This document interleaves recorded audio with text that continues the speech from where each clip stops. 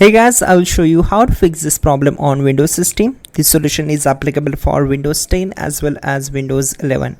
So don't miss any steps and let's fix this issue together. First of all, we will open run. For that, right click on this start icon and then select run.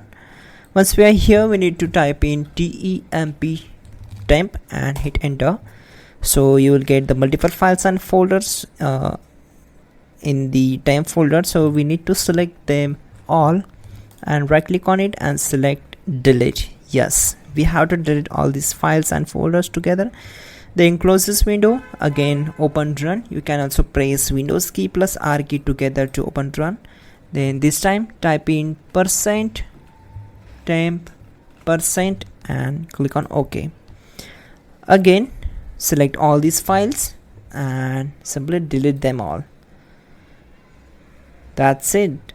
Now close this window. Now we need to open command prompt, so type here cmd, then right click on it and select run as administrator, then select S. Now here we need to execute some commands, so type all these commands carefully. We need to type in ip config space / flush DNS and hit enter. Once done, type then ipconfig space / renew,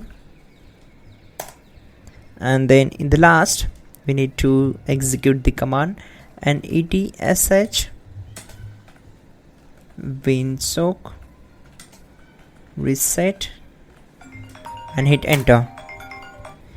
Once done, we need to restart the system, so type exit and then restart the system. So that's it guys. You have to check out our pinned comment, that will help you a lot to fix this issue more effectively and quickly. And like the video and please do subscribe the channel.